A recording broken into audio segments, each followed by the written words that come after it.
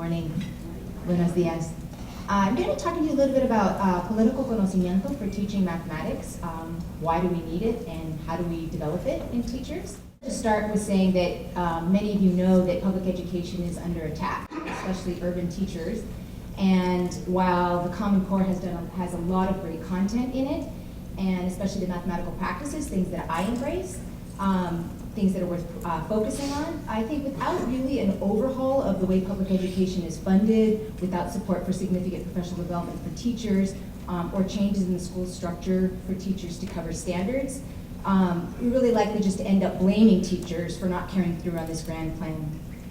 Some schools are going to be able to compete because they can kick students out or who don't perform, or because they can just close their doors if their school is no longer profitable. Yet every day public school teachers know that part of their life is buffering themselves from images of students not having enough grit or proper role models, or of teachers as slackers, saviors, or those who couldn't get work elsewhere.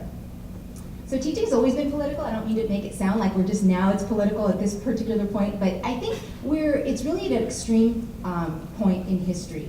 And every day we see talented and committed individuals who are reconsidering whether or not teaching is actually going to allow them to be the kind of people that they wanted to be when they entered this profession. And as teachers are forced into the role of technician and are robbed of their ability to be professionals and to use professional judgment, we are starting to hear award-winning teachers who are actually counseling the next generation of students to rethink whether teaching is a viable career option. That's a pretty sad state of public education for us. More and more we're seeing that corporate America and billionaires with no expertise in education are seeking to control our schools. And just yesterday the LA Times announced that Eli Broad himself and his foundation is moving forward with a plan with a $490 million plan to privatize the LA public schools. The goal is to create 260 new charter schools in the next 8 years, and for there to be a massive campaign and marketing that will get families and the general public on board with the idea of charter schools, something that they think is going to provide now the next model for the nation to embrace. And we see similar interests with public education from the Bill and Melinda Gates Foundation, from the Walton family. So it's not really just that it's one kind of thing that's happening. It's a multitude of things that are coming together. And yet there's a movement, I guess on the upside, there's a movement and a growing resistance. So parents, teachers, students, and are kind of bringing together these visions of education that move beyond testing. And aided by teachers who are telling their stories and journalists who are doing the detective work, we're starting to highlight the lack of transparency in the current attacks on public education. Researchers are crunching large data and are providing a better picture of what's actually happening in public education. So for example, noting that in the past decade, we have had nearly 2,500 charter schools that have received several millions of dollars in federal funding but have never opened their doors or have closed. So there's so much that's happening that it would be hard for a pre-service teacher to keep track of it all or to know how to make sense of it without guidance. I've listed here just a few things that are some of the things that I report to my pre-service teachers. And I think one of the things we have to note is that we see that corporations are making out big, yet the Common Core state standards, if we look at them, they're really nothing more than the Adding It Up report and the NCTM principles and standards. And in fact, it's a move away from the equity position statement that we had that suggested that students needed to be embracing or being supported to connect with their cultural roots and history. There's no mention of equity in the Common Core state standards, and more importantly, the accommodations for English language learners is in an appendix that you'd have to go seek out and find if you were a teacher. So it's pretty striking that for-profit corporations are in control of not only tests that are used to decide who stays in teaching, but also who becomes a teacher in the first place. We have things like EdTPA, where Pearson is collecting their own data through this process, asking, now our students are paying, where I used to be somebody who helped as a professional decide who gets to be part of this profession, we now have a for-profit corporation saying, each of your students will send us $300 a piece, and we will decide whether or not you get to become a teacher. I've heard recently that Pearson is also collecting data on what kinds of textbooks are being used in schools because they're requiring that it gets reported, and so in some ways now our teachers are data collection agents for a for-profit corporation. So it's not always easy to unravel all of the different interest groups and activities that are in education. And I say this as somebody who's been on the Park Item Review Committee in mathematics at the high school level. I had been asked to be on the Park Review team for a number of years, and I kind of said no. I think I wondered, do they really know who I am? Do they really want me to be somebody who's going to come in and review items for them and tell them whether or not these are good items? And I decided, I need to do this. I need to go and kind of, in terms of transparency, I need to be on the other side of the field and understand better what's going on, because I clearly am not getting all the information that I need. And let's just say that at that meeting, I asked a number of questions in our large group sessions, and when I asked in smaller group sessions and I didn't get answers, I waited until the happy hour, and then I asked a lot of hard questions. I think I got a lot of scary answers, and one was that Pearson really didn't see that they needed to be accountable for anything that people did with the test. They were just the people who made the tests. Another thing that I learned was that their goal was for the PARCC test to replace the ACT. We already have it's not that out of the realm of possibility. It's already happening. We have 4 colleges in 4 colleges in Delaware and several in New Jersey, as well as a few in Colorado, who are actually using the PARCC scores in admission and entry-level credit-bearing courses. So again, this is opening up a whole new realm. It used to be that for-profit corporations maybe created textbooks and then went after big places like California and Texas to get those adopted. Now it's a national market, and it's not just a market for school districts. And individuals are joining forces with others to reclaim the profession, this profession of ours, are finding resources on the internet. And it's not extreme. It's not that people are saying, oh, let's just get rid of all testing. There are things that are important. The accountability for students who have not been served well by our public school system. But in addition to fair test and change the stakes, we have New York Core, Saving Our Schools, Creating Balance in an Unjust World. We have Rethinking Schools, Teachers for Social Justice, and many groups in Boston who are fighting for a definition of education that goes beyond the MCAS. Some teachers are taking matters into their own hands by writing blogs to help distribute the information they know for opting out, or simply just writing letters to their students or to public officials that can create a wider public debate about the nature of education. And it's not just about Common Core, it's about assessment in general. So are these politics affecting everybody? And yes, they are affecting everybody, but they're affecting particular groups in particular ways. That's true that for inner city schools and for teachers who have a deep connection with the urban space and who want to live within it and carry out their profession in these places, we are starting to deny them the opportunity to do that and to be able to have a career in a space where they want to be working and where they can evaluate themselves as professional and or contributing to society. So while white cops are getting away with murder, literally, while black educators are getting up to 20 years of racketeering charges for taking the high-stakes testing situation into their own hands, it makes it hard to believe that, or hard to imagine that we're going to be able to recruit a large cadre of faculty of color who want to go into teaching. All of this has a big impact on the families that are served by the schools, and there's a similar situation with EdTPA that we have very text-heavy forms of evaluation, where if we have teachers who are entering the field whose first language is not English, we may actually be preventing them from or keeping them from being able to become teachers in the first place.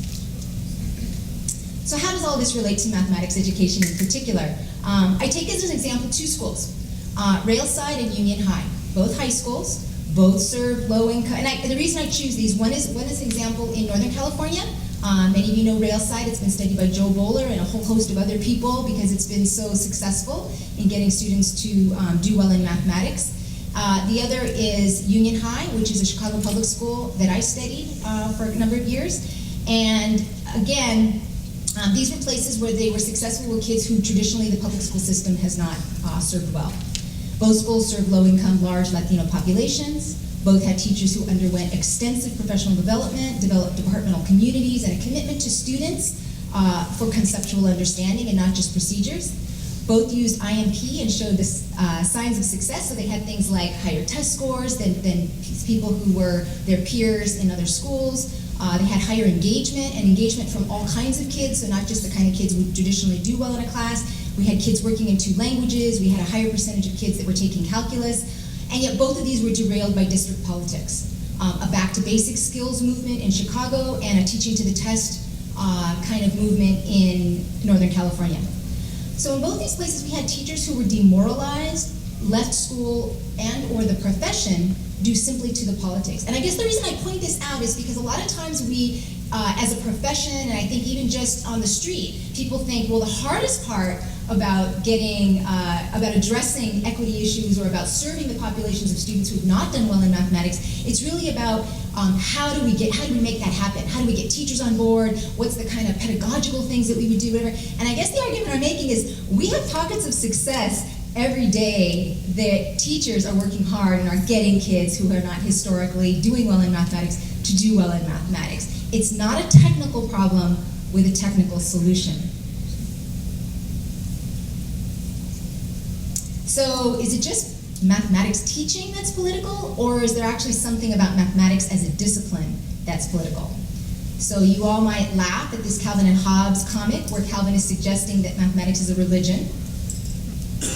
There's actually a lot of ways in which mathematics requires believing in a particular paradigm, a particular way of doing things in the world. It carries with it a set of values that are transformed every time we participate in the act of doing mathematics. It requires a leap of faith. We have things like Kepler's sphere packing conjecture. We have the classification of the classification of simple finite groups, which is also called the enormous theorem. The enormous theorem is easier to say. That are not yet proven, but yet are accepted in the math community.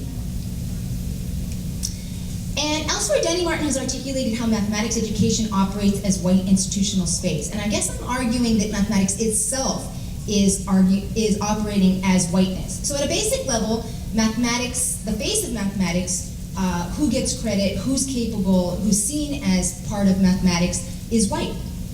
It operates as whiteness in another way in the sense that it has an unearned privilege in society. So we take mathematics as if it is this, or operates within our society in a way that it formats truth. It operates as a way of saying that it's just a natural reflection of the world. So we have things like Fibonacci sequences in pine cones and in flowers and in music, and that this is just kind of the natural order of things. And so mathematics is kind of this language or this version of the world that's just the right way for the world to be, that it's separate from humans, that we have no emotions or agendas when it comes to mathematics. But we could have a very different society.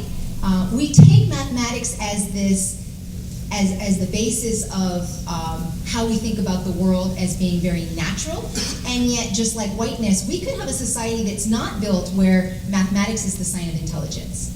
We could have a society where a sign of intelligence is how well you relate to other people, how artistic you are.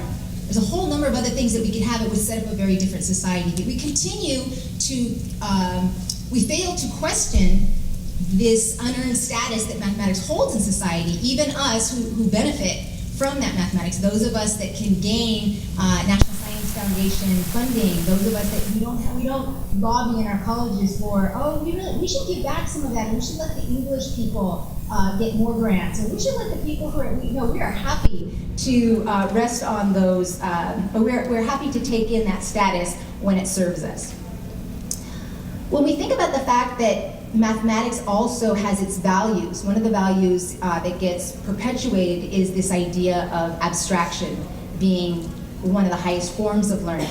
That in terms of our reasoning, we reason from kind of a context-dependent way of doing things to a more general form. We're looking always for the general form. We're looking for the equation that models this, and that anything that's a deviation from that is seen as primitive, irrational, or inferior.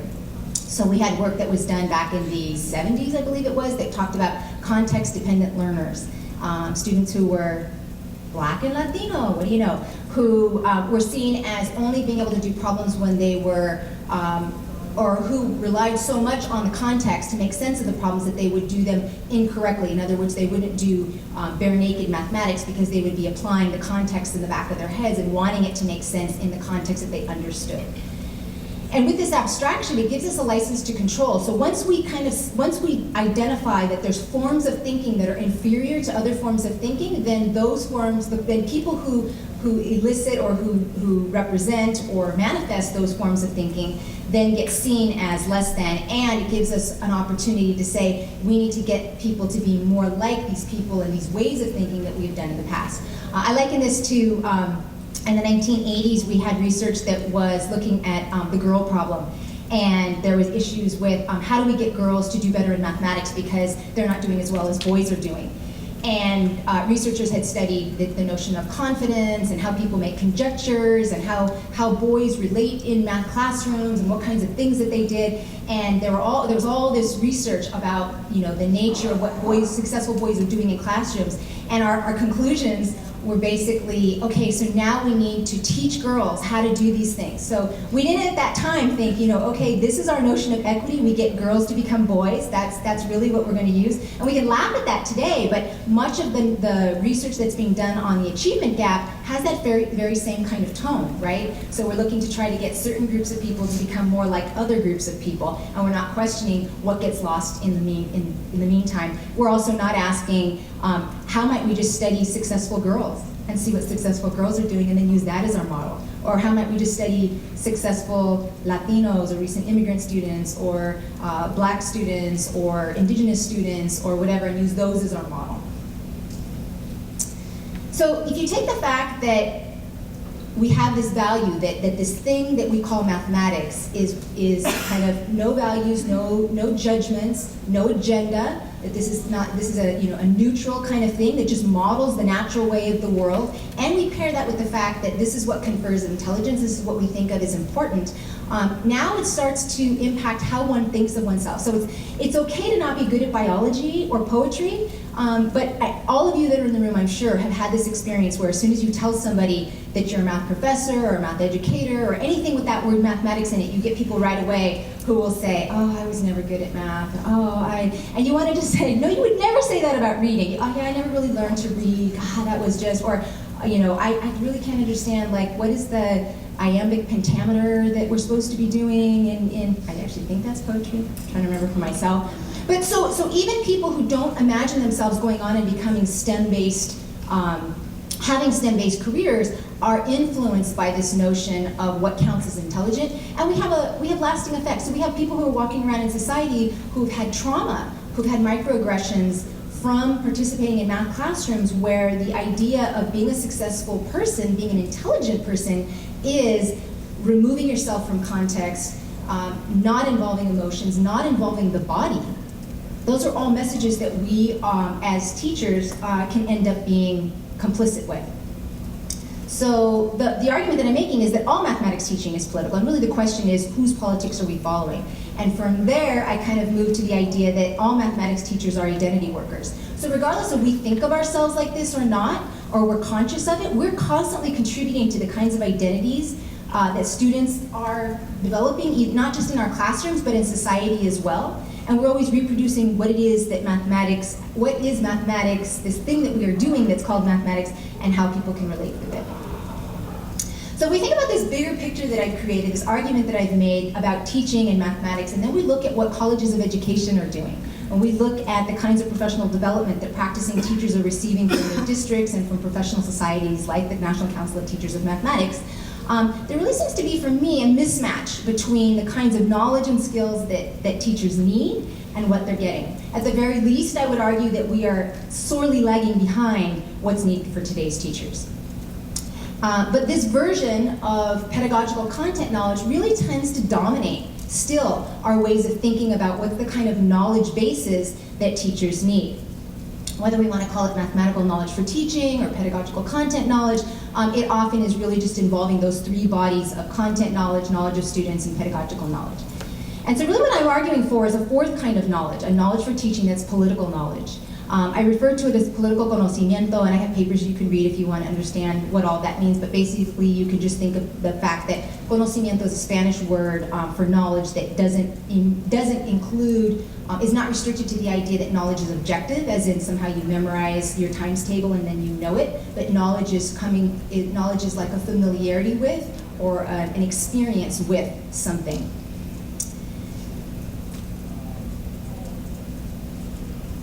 So this political knowledge is the kind of knowledge that actually helps you negotiate the world of high-stakes testing and standardization. It helps you connect and explain your mathematics to community members and district officials. It buffers you from the system, or helps you reinvent or reinterpret the system so that you can be an advocate for your students.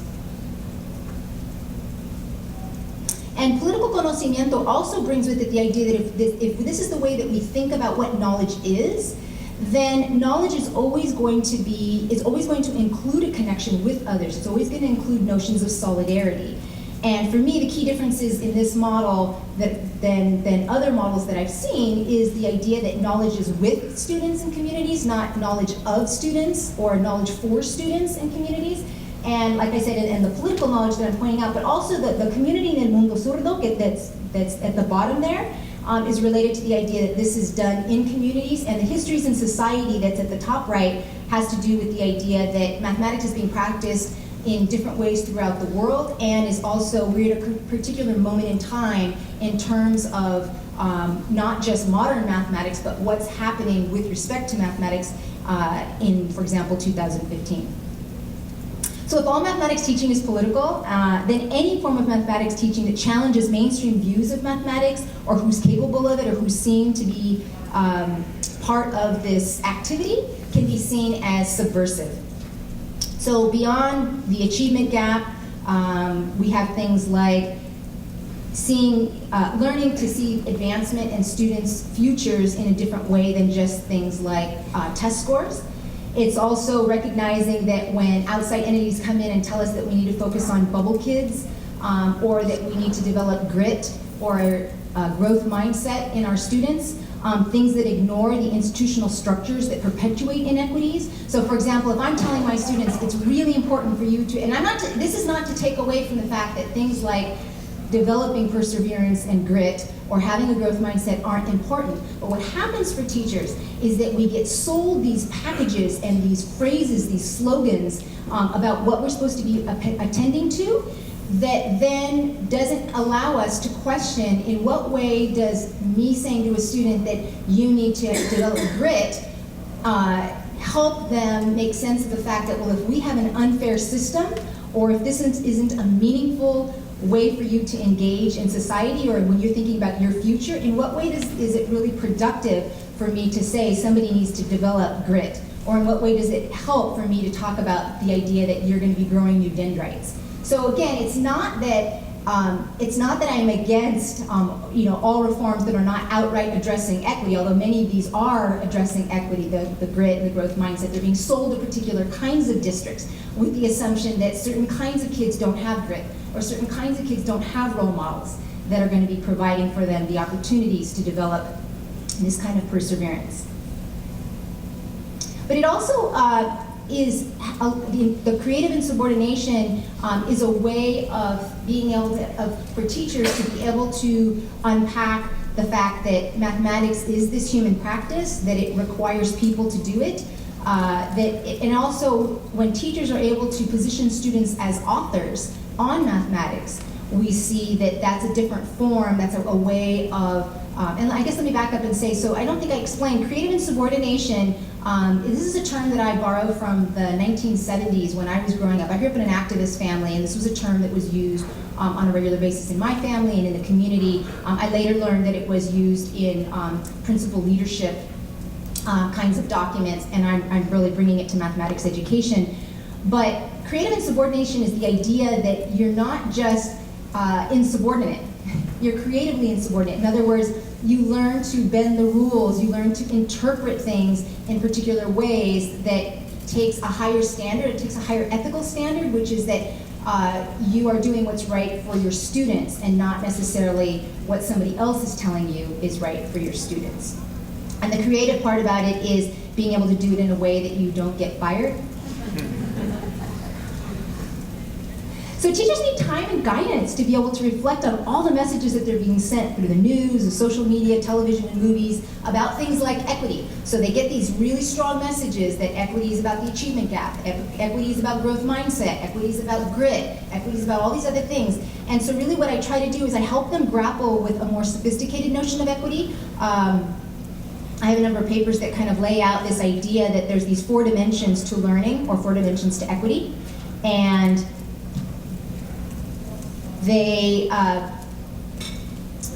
so what I help teachers see is that if you look at the access achievement kind of axis, so this one here coming down, that's kind of our mainstream view of what counts as equity or what counts as learning. We care about the opportunities to learn that students have. We care about the eventual outcomes that they have in terms of achievement, like number of math classes that they take, their participation in math, the grades that they get, the standardized test scores that they get, whether they go on in the STEM pipeline, those kinds of things. But the argument that I make is that if doing those things, if buying into particular ways of participating in the classroom to be seen as a legitimate participant requires you having to park your identity at the door or ignore aspects of problems that are important to you personally and to your community, then that's not really equity. Again, we go back to the idea that if I'm a girl and I have to become a boy to be able to get the kind of achievement and recognition of other things to be a legitimate participant in mathematics, that's not really equity from my point of view. So the idea is that for teachers to understand these issues of identity and power, which is the other axis, the critical axis, not critical as in key, but critical as in critique, that axis is also saying that we have to consider what's going to be meaningful for students themselves. So whenever we think about equity, we always have to say equity for what purpose and from whose point of view. We need to be recognizing that. This kind of a taxonomy this language allows teachers to recognize that part of what they're helping students do is play the game. So that notion of, I wouldn't just every day have social justice math activities that don't really prepare my students for the test, because that's not necessarily going to do them well in terms of playing the game. There's going to be consequences if you don't have a certain score on a standardized test, if you want to go to college, or if you can't perform in the ways that school is saying, at least right now, until we have a revolution. If we can't get students to do the things that we want them to do in the classrooms, and there's consequences for them, then that's not also equity. So part of what I bring apart for students is this idea that there's a tension, that being able to play the game and wanting to change the game. The change the game is really about changing what mathematics is and who's seen as capable of it. It's changing the ways that we as teachers relate with mathematics, relate with our students, and again involves those kinds of creative insubordination. And in the center there is something called Nepantla. I have papers that you can read that's about that, but you could just think of that as a messy tension. Nepantla it's a form of metaphysics. It's not only a space of tensions, but it's also a way of from a kind of cosmological perspective, it's a way of interacting in the world that values and maintains those tensions rather than trying to shut things down. So oftentimes we think of cognitive dissonance, and we think, well, as soon as you have one perspective and you have another perspective and you have this dissonance, the goal is basically to come to some consensus about something and go with one side or the other. With the idea of Nepantla, you actually want to stay in that tension as long as you can, because that's where you're going to birth new knowledge. I draw on the work of Gloria Anzaldúa, who's a famous Latina scholar, not in education. So the point of this is, for example, one of the things I do with my pre-service teachers is they get introduced this framework with the language and the idea that we're going to value these tensions, and then they're given a bunch of scenarios, like 40-something scenarios, and they're supposed to classify them. Like, how would you classify them, given that these are the ways that we're thinking about, and power, I don't think, sorry. Power is the idea that it's not just power in the classroom. Like a lot of times we talk about student voice and who has power, and that's important. The authorship that students have on the classroom, the ownership that they have. Do students even get to make decisions at all about what's happening in the math classroom? But it's also about the idea that students need opportunities to use mathematics to read the world, to analyze inequities that are going on in society, and then learn ways to transform that. So not just be left with this kind of depressing, I've got the short end of the stick type of scenario, but more like, now how can I use mathematics to do something different with that? So when they're classifying these scenarios, what's important is they start to learn things like, there's some phrases that my teachers, that the pre-service teachers often like to use, like, well, I want to empower students. And so even just getting them to think about, like, okay, what does that mean when you say you want to empower students? Like, is power something that you can literally gift to somebody else? Like, I know we often think of it that way, like mathematics is going to give you power. If you have mathematics, it will give you power. You'll have new ways of interacting in the world. And it's like, well, power from whose perspective? Again, if that doesn't go along with what the way I want to interact in society, or the goals that I have for myself in terms of contributing, is that really power? And so getting them to recognize that again, they always have to be thinking about for what purposes and whose point of view. They will often code things that are about power when they're really about achievement. And so getting them to recognize those distinctions are important. And it also brings up the idea that as educators, we need to be able to be clear on our stance, that we are advocates for our students to do both. So being able to do both, helping our students to be able to play the game and helping our students to be able to change the game, actually requires that we as teachers are going to have to be able to play the game and change the game. And I'll make a point later in the talk where I'm actually arguing that as teacher educators, we also are having to learn how to play the game and change the game. But in the end, one of the points that I leave them with is that all students, rather than thinking about it from a kind of multicultural education perspective, all students need opportunities to see windows and mirrors in the curriculum. A window is a view onto a different perspective that they might not already know. The mirror is affirming that who they are and what they're all about, that they can be whole in a math classroom and in society. I already said that if we expect our students to do this, we need to be able to do this. So to provide some context, what would this look like if you're doing it in a teacher education program? I said a little bit about the, just introducing a framework for them is one piece of what I do. So I work at a two-year program, a program that has a two-year teacher education program, and my students, they're all math majors. So they all, kind of first and foremost, think of themselves as mathematicians. Some of them were thinking about being actuaries or engineers or other things, and then kind of have come into education. And the fourth semester of their the fourth semester of a four-part sequence that they're in is their student teaching. But they have observations that start day one, so they are constantly in school from the beginning of the program. Most of the students that I have are from the suburbs, and they don't think that they will teach English learners or students who are not like themselves. I have them even look at the demographics of their own high school, and they're sometimes shocked to see who is in school with them. And I say that's because they weren't in your classes. And I provide them with guiding principles and language and a variety of activities that highlight equity issues. One of the things I want to bring up, and this relates to a book I'm writing right now, which is called The Mirror Test.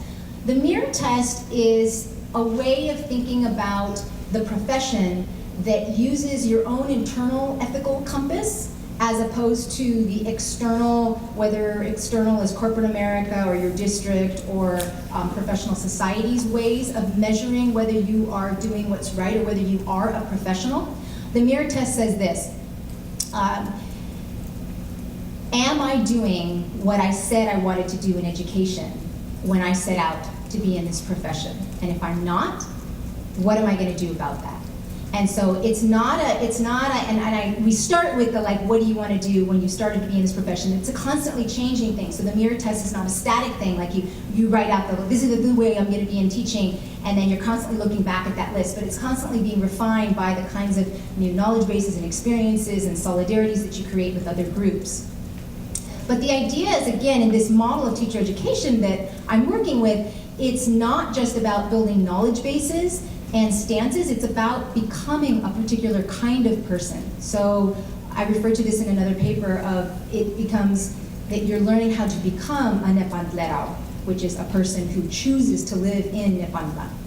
How do teachers develop political conocimiento for teaching mathematics? Again, this isn't another paper, but I'll just want to give you kind of an overall framework that looks at what we call the ties that, the threads that bind. This is our tapestry weave framework, and we use it to say that there are certain structural components, so things like seminar and the teacher partnership that we have with the school, and the critical professional development and the after-school mathematics club and the mentoring. Those are all structural things that we have in our program that support these kind of conceptual things that we want to happen. So broadening and challenging knowledge, developing an advocacy stance, noticing multiple interpretations, and rehearsing creative insubordination are all things that we hope that our pre-service teachers will develop as they come through the program. And it involves really more than just readings and reflections. It involves becoming the other. It involves engaging with youth in non-school settings and engaging with others who actually will model creative insubordination for you, and rehearsing for the kinds of political encounters that the political scenarios that you will encounter as a teacher. So let me explain just one activity. So there's this big forest of trees and lots of branches, and I'm going to pull a leaf. So I'm going to talk to you about In My Shoes. So one activity that we do that relates to the rehearsing for creative insubordination is called In My Shoes. And it's where a teacher will throw out a difficult situation that they face. It could be a racist comment from a colleague. It could be students choosing they don't want to write in their math journal because that's not math. It could be that a student of yours says, I can't believe she's not helping me, it's because I'm black.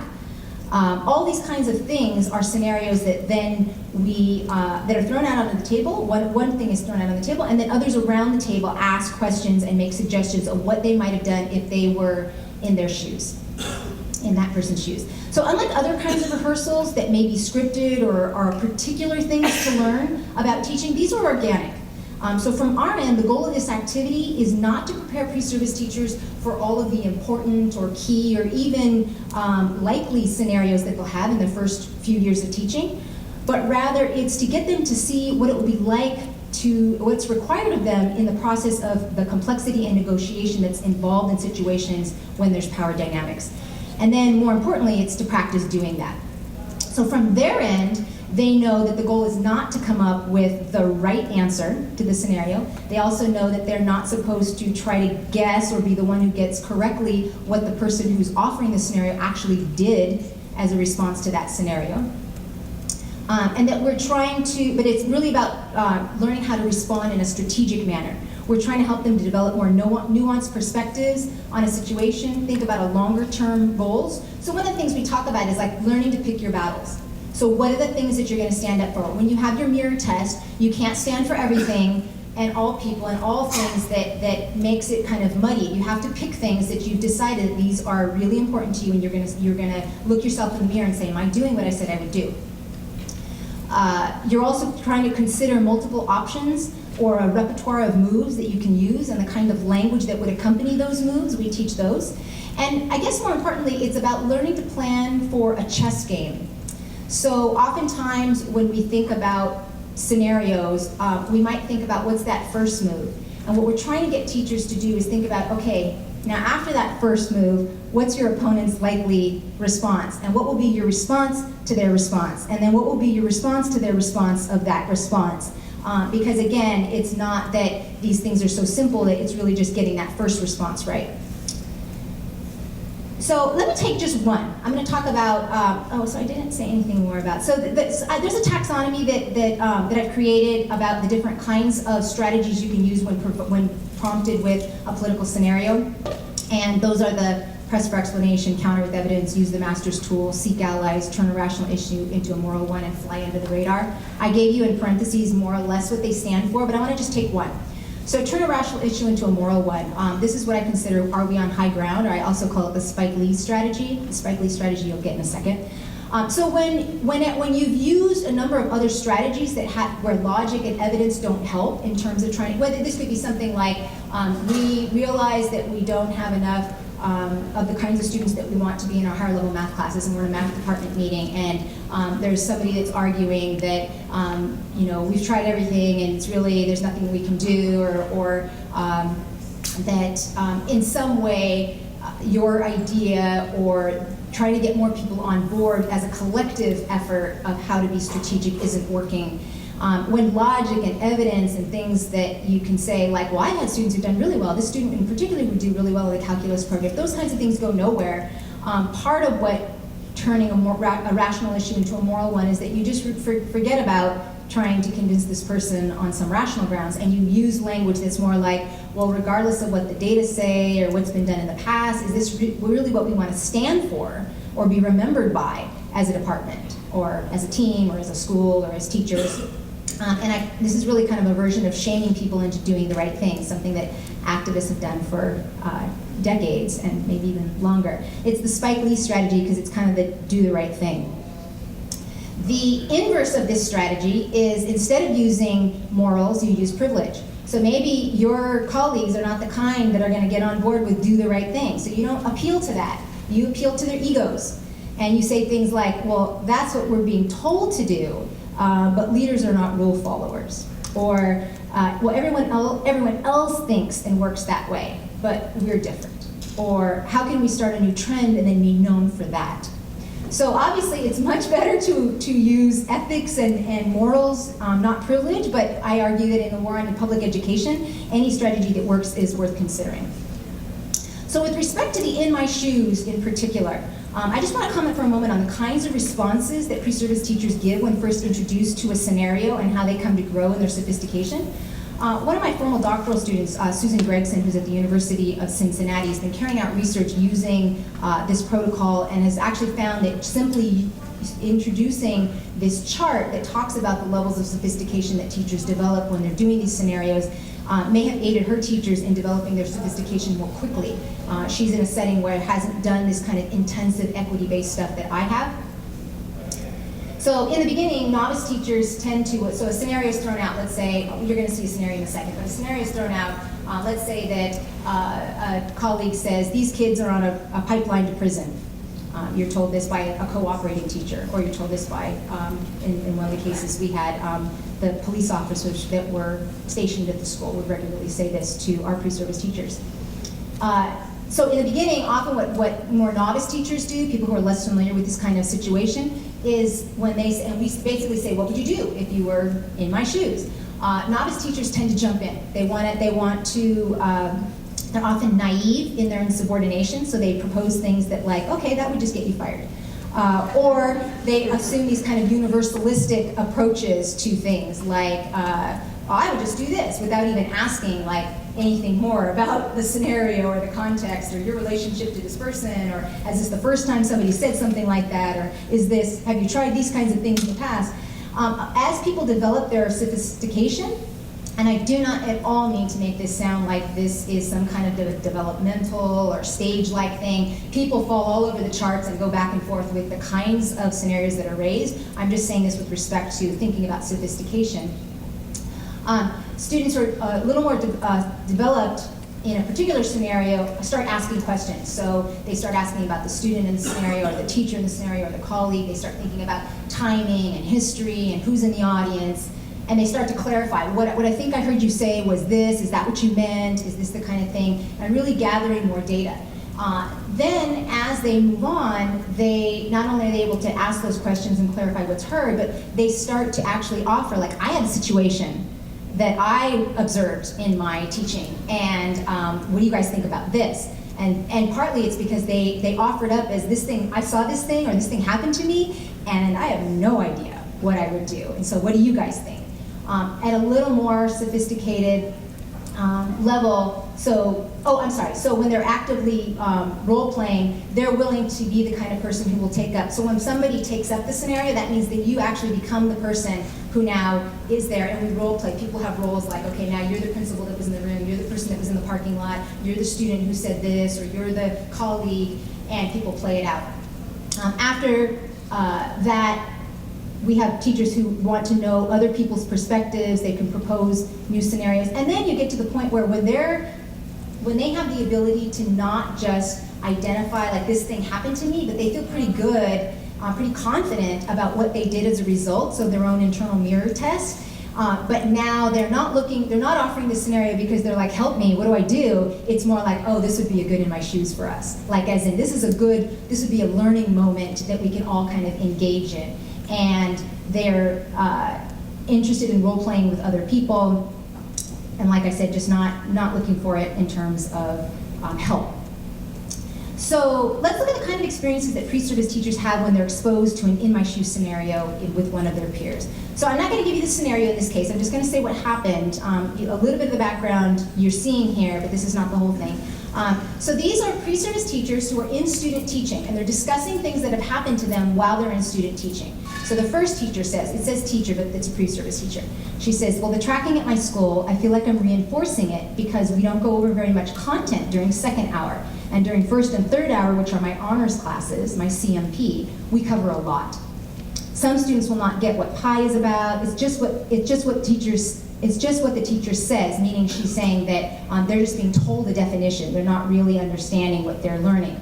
I feel like the third hour is getting my best side, and I'm not sure what to do. So in some ways, this is her scenario, like this is this thing I'm dealing with. Another teacher says, well, we don't have time for that, meaning covering the content. And she says, oh no, we have time for it. Our classes are 68 minutes long. And the third teacher jumps in, the pre-service teacher, and says, what? That's why some people don't like math, because so many of our students are doing stuff that doesn't make any sense. I mean, and then the first teacher, instead of seeing the need to be consistent with her beliefs and actions, she actually starts to defend herself and her co-op in what they're doing. So she says, well, every class has the same tests and the same homework. It's so that everyone gets the same thing. It's how we try to keep it, so that way we're at least fair. Again, the pre-service teacher says, what? That doesn't make sense. That basically means that, doesn't that bother you? You're going to have a master's degree in math education, meaning when you graduate from our program. The future math people in America are going to see that math is just a bunch of rules. And she says, yeah, but we don't have our own classes. It's not like we can't really do anything different. And she says, what are you going to do when you have your own classroom and the curriculum is set? What are you going to do? Just go along? Just be part of the system? You have to start thinking about these things now. So on one level, here's somebody who's saying, I recognize that we're going to have to be able to think about this mirror test thing, and we're going to have to be able to stand up to situations. Now that's one thing to say, it's one thing to kind of try to convince a colleague that this is something that they should do. Yep, thank you. So let's move on. So this practicing teacher, she's now, this is not her, this is the same person who counsels the other pre-service teacher, and she's in the beginning of her second year of teaching.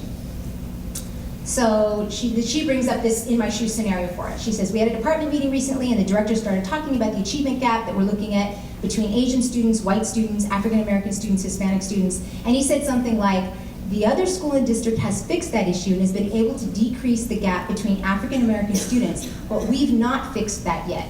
And a teacher in attendance said, well, do you know like maybe why that is? And he said, well, anecdotally, and this is all I just know from what I see, their peers don't encourage the kind of behavior that would be helpful to learning in the classroom. They kind of have this culture of grouping around, so they don't really, it seems like that helps them to disengage. So if we had more time, I would say, think about what would you do if this was said at a large faculty meeting where you were in attendance and you are a second year, first month teacher. So some of the things that people have suggested are say nothing, but return to my classroom and do mathematical activities that align with the culture of students.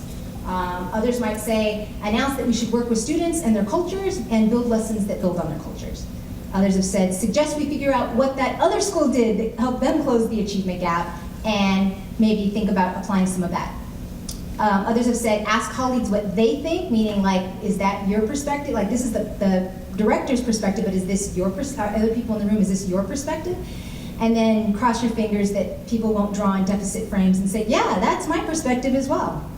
And the last is stand up to the racist and essentializing comment that about all black kids and disengagement, and emphasize that that's not true. So this was their interpretation. This is what the teacher was saying, and when there was further discussion with the person who presented the scenario, that was what her interpretation was. So here's what she did.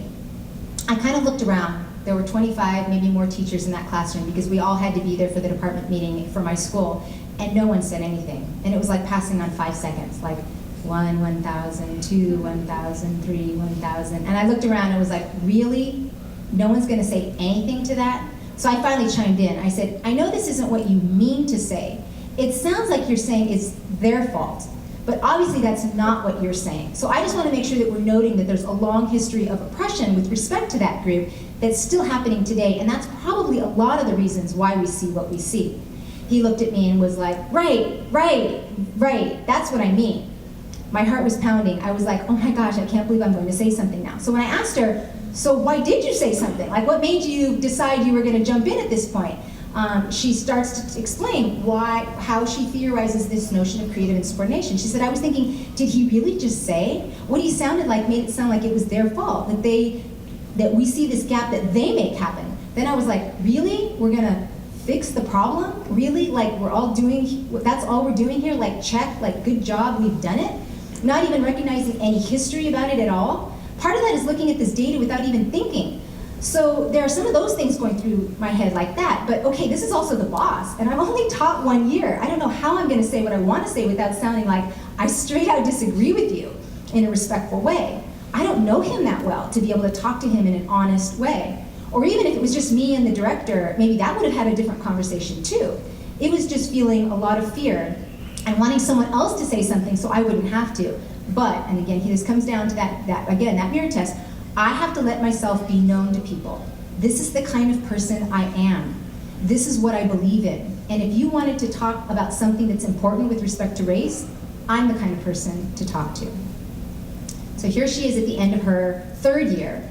And I won't go into the details, but she's come back she was at a Common Core State Standards Conference where she was being asked to do a number of really crazy things.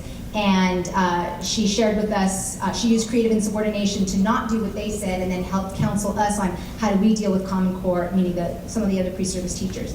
And in the end, she says, she comes back to challenging other people to use the mirror test. She says, and just one last thought, which is, so I think this is especially important in this time to do things with courage, especially when it comes to our classroom. And I don't know that, Common Core says this is what's good for kids, and I think if we don't take a moment to actually think what's good for kids like ourselves, and just believe, whatever they say is good for kids is actually good for kids, then we might be doing some real damage. And I just have to remind myself, like in the end, what do I want to see? I want to see citizens in the future that are going to be kind, thoughtful, encouraging, critical, interesting, and confident. And sometimes some of the things that we're doing to students can really be harmful. I just encourage, all you guys and myself to, when you get into the classroom, do what's right and not just what everyone says is right. So over the past 6 years, as I've been working with a great group of doctoral students to develop this model and to develop these different kinds of things, I've learned a number of things about how teachers learn to develop their political knowledge and use creative insubordination. Teachers are, first off, they have to be able to recognize that if they're going to become the kind of teachers that they want, that they're actually going to need to use creative insubordination. They need to be able to identify white supremacist capitalist patriarchy in education.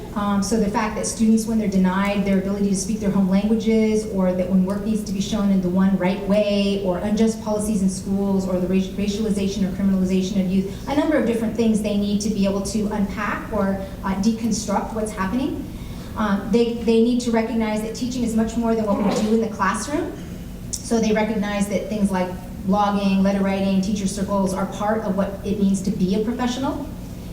And in working with teachers with these kinds of scenarios, it's clear that mere exposure to these kinds of political situations that require creative insubordination may actually support them to identify and critique similar situations in their own teaching. So again, it's less about that they're learning particular scenarios that are going to be the kinds of scenarios they'll face, and more about like, oh, this is that kind of thing, and I need to know how to do this kind of thing.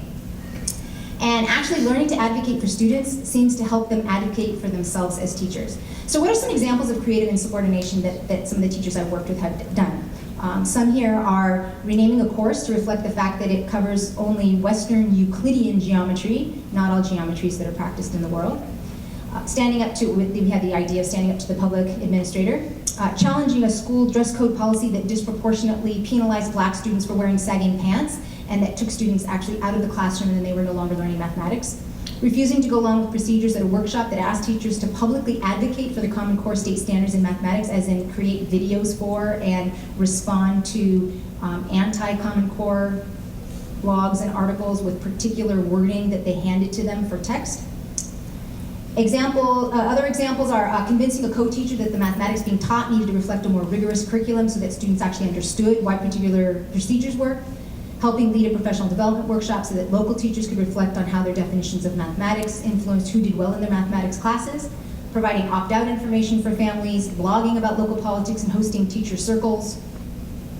So if we return to what that one activity I described, and we look for evidence of teacher learning, we might categorize it like this. We might say that the activity was the in my shoes, the experience was that we have people engaging at different levels of sophistication, the impact is that they are able to convince others of the importance of taking a stand, and they might take a stand while in student teaching, so that's happening while they're still pre-service teachers. And then the residue is being able to take a stand in their workplaces and offering useful in-my-shoes scenarios for other teachers to reflect on, as well as creating spaces for others to reflect on the politics of teaching and mathematics. So some of the things I've learned is teaching is about so much more than just planning for and carrying out instructional activities. And in the same way that teaching strategies for English learners work for all students, political conocimiento for teaching mathematics is critical for particular students, but just helpful in general for all students. This kind of work is collaborative and intergenerational, meaning the knowledge that people create needs to be collaborative and intergenerational. And it's also action-oriented. We have a phrase that we use in the group that says, we act ourselves into new ways of thinking, not vice versa. And I guess one of the biggest things that I have as a takeaway is that I'm arguing that it's not just what you learn in a pre-service teacher education program, but it's actually how you learn it that matters. And I say this because what we're modeling for teachers is if the forms of knowledge that you're creating, if the ways that you learn are, if those habits of mind or those ways of thinking, this is how you get new knowledge, are developed, this is modeling for them how are they supposed to be lifelong learners. In other words, if I move forward in my career as a teacher, if I'm learning through rehearsals and out-of-school spaces, if I'm attending conferences and movies with veteran teachers and novices, if I'm debriefing with others, it means that I'm not going to expect to do this work on my own as a teacher. It also means that I'm going to want to attend with other people and debrief with other people. It means that I'm not just going to look to textbooks or professors or peers, and that I will imagine that I'll continue to do this work in community with a diverse group of people. So the climate of high-stakes testing, new teacher evaluations, corporate America's growing interest in education, and the dismantling of schools like Railside and Union High show us that teaching mathematics requires much more than learning how to develop inquiry-based lessons and assessments, or cultivating relationships with students, and or having goals of ambitious teaching in the ways that have been traditionally defined. We must be preparing teachers to take a stand and to reclaim the profession of mathematics teaching. And so I guess I ask us to think hard about what's our mirror test as teacher educators. For a long time, as in the mathematics education community, we've been talking about equity and mathematics for all, and a lot of things that we say are important, but from the point of view of students who are Black and Latino and immigrant and English learners or low income, if we don't prepare their teachers for the political nature of mathematics teaching, then we're really doing nothing more than rearranging the chairs on the deck of the Titanic. Thank you.